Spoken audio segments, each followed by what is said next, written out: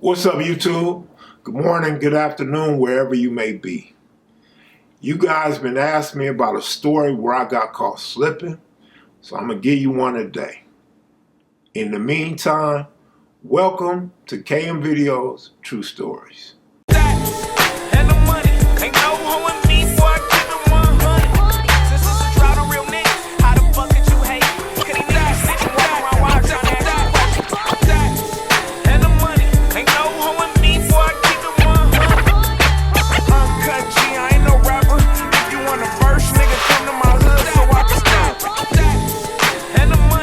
It.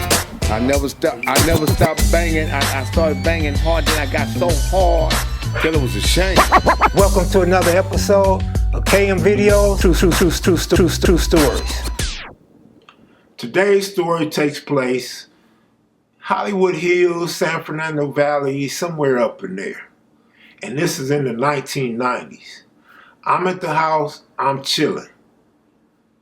One of the Shawnee Macs come through. There's several Shawnee Macs, so I won't tell you which one, but Shawnee Mac pulls up.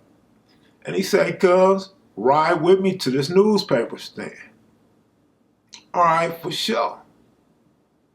S was the type of guy that always bought magazines, read them, collected them, or what have you. He always stayed up on the latest fashions and hip-hop and other news going on in America.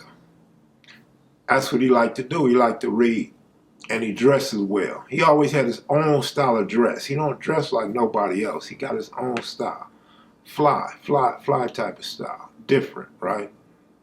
He don't be looking like no gang member. You know what I'm saying? But he don't look like no square either. And he always kept something chunky in the car. Mac 11, AK-47, what have you. So, I get in the passenger seat, he's driving. And we take off, and we go down La Brea, headed north. We end up jumping on the 101 freeway, headed toward the valley. We go through the Hollywood Hills, Universal Studios, and stuff like that. So, I want to say it was up there on top of the hill. If my memory serves me correctly, we were on top of a hill, but we may have been on Ventura Boulevard and Laurel Canyon. I don't know if the place is still there or not, but at the time, the newspaper stand set out on the street. So you out in the open. There's no cover, there's nowhere to hide. It's just magazines and newspapers. And right behind it to the west is like a little alley. This is during business time where a lot of traffic, people buying lunch, and people out looking at magazines.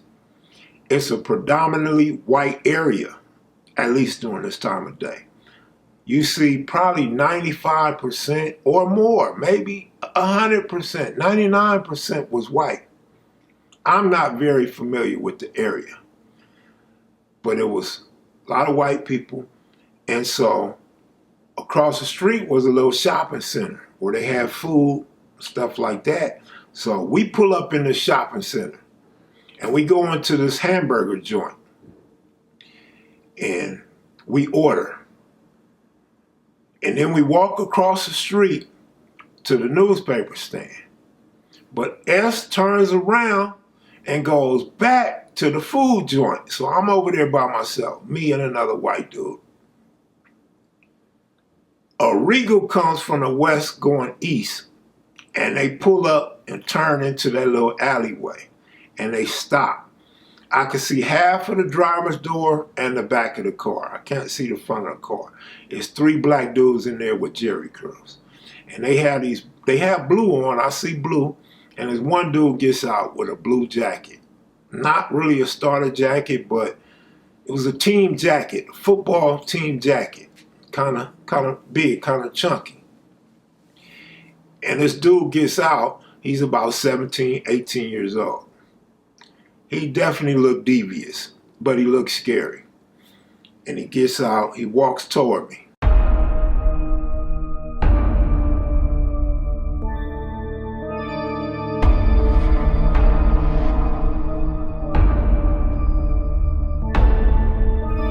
I'm I'ma just play it off like I don't see nobody. You know what I'm saying? I'm just looking like this. And he's walking toward me, and I see him. So I'm pretending to be looking at all these magazines now because I'm trying to get out his way, you know what I mean, and not be out in the walkway.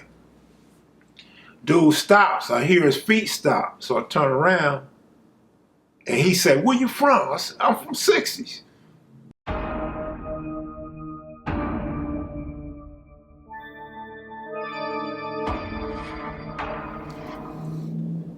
He pauses, he hesitates. He turns back around and walks back to the Regal. And I hear him saying, "Get that fool. Fuck sissies. Get that fool. Blow his head off." So I'm like, oh shit. My spidey senses tells me to do something smart. So I turn eastward and I bank around the corner to the other side of the newsstand. But I stop and hesitate so I could see where the car is and where the shooter's gonna be at. And he done jumped in the car and they go around. So I done fooled them to where they thinking I'm coming out the other side. Alleyway or around the newspaper stand, whatever that was. They went that way, headed south. One thing I wasn't expecting was some gang activity in that environment. That threw me off. And so I'm like, phew, escaped that, but it ain't over. Damn, they caught me slipping, I said to myself. I know S is gonna be coming soon. I know S stay ready. Sure enough, here comes S walking across the street. And I tell S, I said, "Cuz, you got that thing on you?" He like, "Why? Ain't nobody around here tripping." I'm like, "Man, them niggas just hit me up." "What niggas?" I said, "They was in the Regal." "Where they at?" "They pulled off." He said, "Man, they ain't thinking about you." I said, "Man, them fools hit me up, started yelling, 'Fuck sissies.'" So he like, all right. Like he woke up. Like you can see the expression on his face, like, oh, this is real. He goes back across the street. I'm still there by myself. The Regal starts coming back down the street. I'm like, S, here they come. The Regal's kind of speeding, not going outrageous, but kind of speeding in in that zone that they in. So I want to say residential, but I'm not 100% sure. So I'm like, let me get across the street without panicking, because I don't want them to know I'm running and then they try to chase me down. So I'm casually walking across the street. S is in the car. I remember this really good. He's off in the car, like, and I'm tripping because I'm like, S taking forever. And these niggas is coming. I'm like, here they come, cuz. I don't understand what's taking him so long. We're running out of time. And out of nowhere, S emerges from the car and tosses me a pistol. And I'm looking at the burner like a dumb nigga, like a retard. But I'm really just trying to see what type of burner it is, how I get off. He says, "It's one in there." "All right, shit, it's one in there." S has a burner too. And S runs out in the middle of the parking lot, and there's this little pole, like a telephone pole or a light pole. And he posts up behind the pole, but he got the aim. He already ready to get off. And they get stuck at the light. I run over there. S is closer to him. He's out in front. And I run over. There was a little brick wall. I run over to the brick wall. I want to be behind the wall in case they start dumping. And I got the aim on them kind of from the side, kind of 45-degree angle. I got the draw on them, waiting for them to get out the car or whatever. But S is in front of them. When they turn, make that left, if they do anything stupid, S got them. S got the draw on them and everything. And S wasn't no joke. S used to go to the shooting ranges and all that. And so we out there, man. All these white people and shit, they quiet. They probably thought we was the police. Thought we was Starsky and Hutch or some shit. And them dudes swing that left. And they took off fast and leaning. They knew it was on. So we reversed the charges on that ass. And they go on toward the San Fernando Valley, which when they made the left, they would be going north. And I was hot. This wasn't one of them times where I say I was scared or my scared. I was hot. I could tell these wasn't no LA dudes. They were too hesitant. And the driver was too upset. If a driver's that upset in LA, he gonna take the pistol and go handle his business by himself. So I don't know if these dudes was getting put on. I don't know, what the driver's problem was with the set. I didn't see no red, but I would like to assume they was Bloods.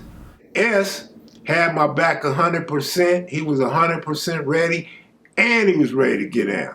I love that shit. I tell people that story all the time about the homie. You know what I'm saying? That to me, as small as it may seem to you, was like some hero type of shit. Like who does busing in front of a bunch of white folks? Car out there where everybody see to get down. Luckily, them dudes didn't get off on us, because we was going to eat their ass up. You know what I mean? And I'm going to tell you like this, man. The moral to this story right here is not only a homie having your back and a homie staying ready, but sometimes the best response is not to fight, but to outsmart the threat. With that said, I'm out of here, y'all. Y'all have a great day. Be sure to click that like button. If you're new to the channel, please subscribe. I tell all sorts of stories here. And don't be afraid to leave a comment. Shout out to all the S-Macs. Shout out to all the Mac heads. I'm gone. Peace.